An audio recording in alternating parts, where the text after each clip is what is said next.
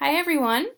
We are at a point in your independent reading projects where you have finished reading your book and you are ready to begin creating your research for your thesis. So what I wanted to show you today is a very important piece of using electronic sources, and that is how to critically analyze them. So I'm going to model for you the process that I use that I have found very helpful when looking at electronic sources and deciding if they're credible to use to help prove my thesis or not. In the book that I just finished, I saw a theme of revenge in friendships. And so I have a couple examples throughout the book of the characters taking revenge on each other when they're friends, and then I also have a couple examples of when they chose to not take revenge on their friends.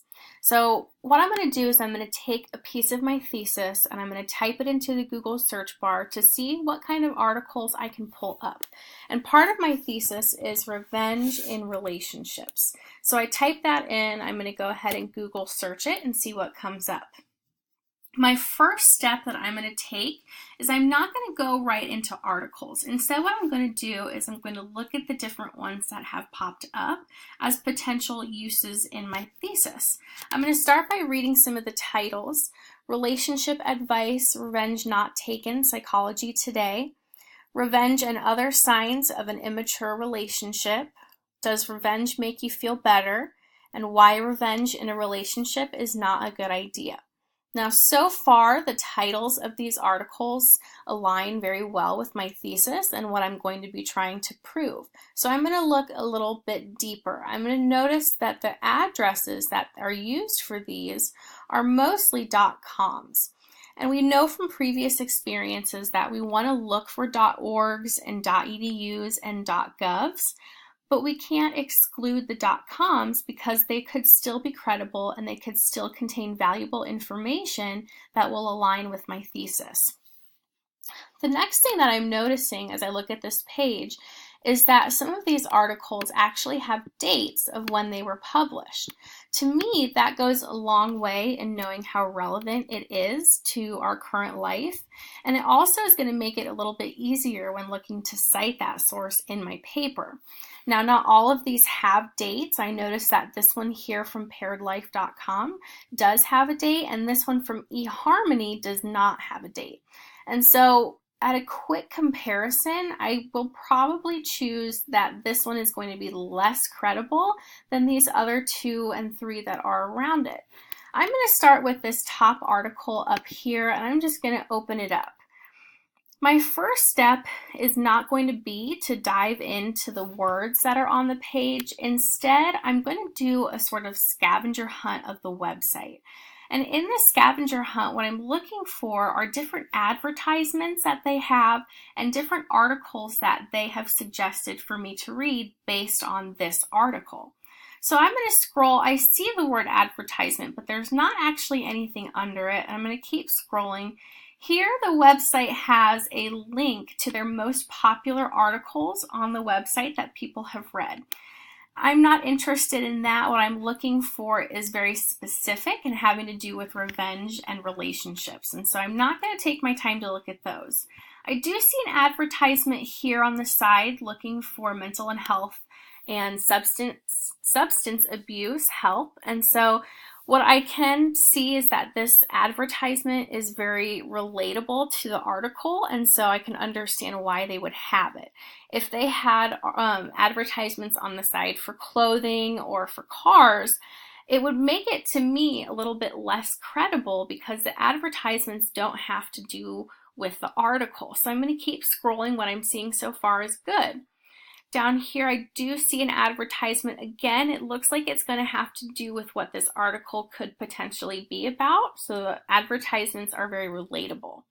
I do see a section here that says more like this. I can assume what they mean. I can assume what they mean by that is that these are going to be articles that relate to this article here. And it could potentially be sources that I could use to help prove my thesis of revenge and friendship. But I'm not interested in reading these yet. What I've seen so far has been very positive in helping this website be relatable and very credible to my thesis. So I'm going to scroll up and now I'm going to switch gears. I've looked at the actual website, how they've designed it, how they're using advertisements, and what I'm going to do now is I'm going to do a little research into the author. So what I see over here is they have a little area just for the author. I see that she has a picture and her name, and she has a PhD after her name. That is a huge positive in trying to decide if the author is credible or not. A PhD to me means that this author has spent a lot of time in school, they have worked very hard to get where they are, and that they do have the background to be writing about this topic. Some articles, when you open them up, will have the author's name hyperlinked so that you can click on their name and it will open up a new link all about that author. As I click here and I click on her picture, nothing happens. So instead, what I'm going to do, I still want to know more about her. I'm going to highlight her name and I'm going to open a new link and I'm going to search her name with the PhD after it. Some things that I'm noticing immediately are how frequently her name is brought up in all of these different articles. I think it's a very good thing to be able to see a lot of work from the author as opposed to searching for an author and having no sources come up at all. Something that I'm very curious about as I look at these different titles and I'm just skimming and browsing is this Amazon.com.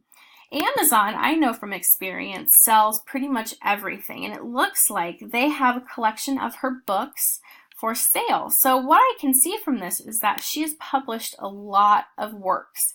I know that she has worked with people, worked with publishing companies, and has her name on these books with the PhD. I'm going to keep scrolling on this just a little bit. I'm not interested in buying anything, but I'm interested in information. Over here, there's this little blurb about her. And it says, "You may know me from my appearances as a guest psychologist on the Today Show or my PBS TV special on Finding True Love."